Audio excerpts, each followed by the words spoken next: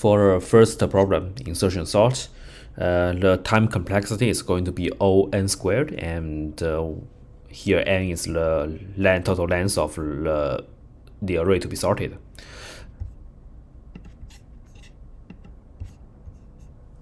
So in this algorithm, we will iterate through all the elements in the array, and for each element, we will need to compare it with the elements in front of it. And let's consider if we are in a worst case, which means it may be a reversed sorted array. Then for each element, we will need to compare it with all the elements that is in front of it. So the total number of comparison will be 1 plus 2 plus 3 plus n minus 1 until n minus 1. So it's in total n multiplied by n minus 1 divided by 2. And thus its time complexity is going to be n squared, O(n) squared. So it can be solved in polynomial time on a deterministic Turing machine, and it's a P problem. For the second problem, it's a traveling salesman problem. The time complexity for this problem is going to be O(n)'s factorial, and here n is the total number of cities to travel to. And this is an NP hard problem, because in this problem, in this algorithm, we need to find the optimized route to go through all the cities and return to the original one, and in the same time make the total distance minimal. To find the solution, we need to compare through all the possible routes of traveling, which means all the permutations of the cities should be considered, and they are in total n minus 1's factorial possible permutations we could have among these n cities. So the time complexity of solving this problem is going to be O(n) squared, O(n)'s factorial. And on the other hand, if we want to prove a solution is the most optimized one, we also need to compare it with all the other possible routes, and which also means we need all the possible permutations.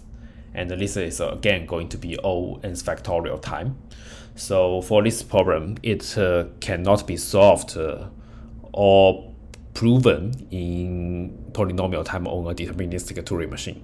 So this is an NP hard problem. For the third one, finding the sum of all values in a 3D array, the time complexity of it is going to be n's cube, and n here is the dimension of this 3D array. And this is a P problem, because finding the sum of all values will need to traverse through the whole 3D array, and that will take n's cube time to finish. And since it can be solved in polynomial time on a deterministic Turing machine, so this is a P problem. And for the fourth one, radix sort, the time complexity of it is going to be O(n), and here n is the total length of the array that need to be sorted. So actually in this problem, we need to consider the possibility that may appear on each digit, and the total possibilities that may appear in the whole array. And let's say if the total possibilities that may appear in this array is limited to a constant power of k. Let's say k is the possibilities to appear on each digit. For a decimal number, is going to be the k is going to be 10, and if the total possibilities that may appear in this array is limited to a constant times power of k, that will mean the longest number that may appear in this array is set. and that will mean that the total number of digits is set, and for each digit we need to compare it. We need to go through the whole array and compare the whole array based on that digit, that certain digit, the number on that certain digit. This will take O(n) time, and since our total number of digits is set, let's say a constant c, so we just need to repeat that O(n) time process for c times, and thus is still going to be O(n), the time complexity. And since it can be solved in polynomial time on a deterministic Turing machine, so this is a P problem.